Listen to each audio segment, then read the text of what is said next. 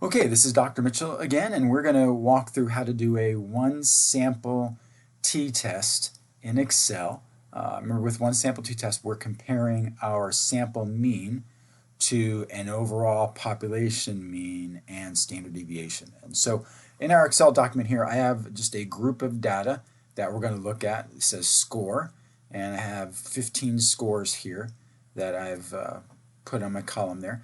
Now I've also made a little table here.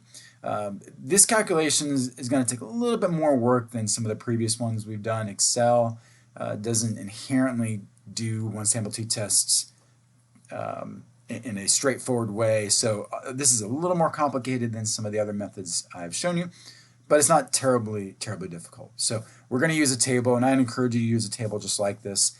On the right here, I've actually copied the formula we went over in class on how to do one sample t-test.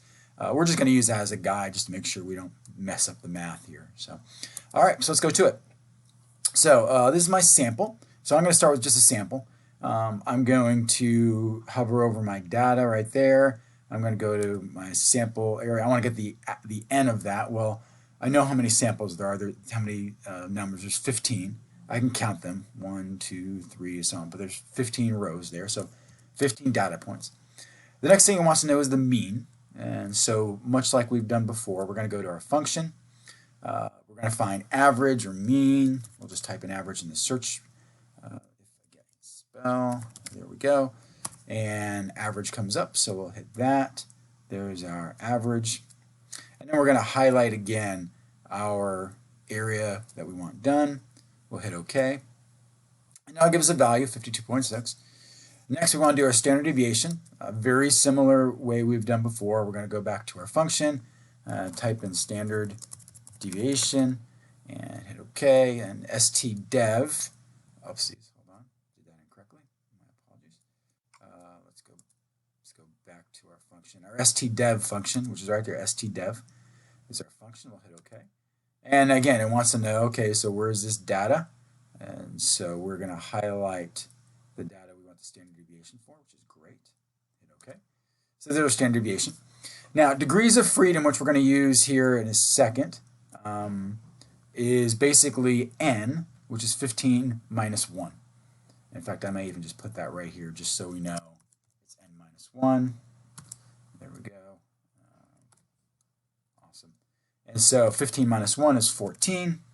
We all know that. Now, the population, now I haven't told you information on the population, so let's just say that from this sample, we got this sample from a greater population. And it just so happens that greater population, we know the average mean of that. And let's just say for this data, the mean of the population is 50. And whether you however you obtain that information, let's say we know the population mean is 50. Let's also say that we know the population standard deviation. And let's just say that's 5. Okay. Well, at this point now, I have everything I need to do this test. And so I'm going to now use my formula on the right here. Now, there's a couple ways I can do this. I can do maybe the numerator first. However you want to do this. You can even use a calculator if you want. But all these values here we already have. X, that's our population mean. This mu, this UO, is our sample mean. This Roman, this letter here, omega, is our standard deviation. And n is our number of samples and the square root of n. So we really just have to plug values into this. So I'm going to do that, and I'm going to write a little formula here to do that. So I'm going to do equals, and then I'm going to do the numerator in parentheses. So we're going to do equals 50, and I'll do 50 minus 52.6. Now, I'm going to come back and fix that because I am going to want an absolute value. In fact, in front of that, I'm going to put absolute, put parentheses around that, because I want the absolute value of that. In other words, I don't want a negative number. I want a positive number. So there we go. There's our absolute value. And then we're going to divide that by the standard deviation. So I'll put parentheses around that. Our standard deviation is 8.86. I could also say E4, because happens to be that's the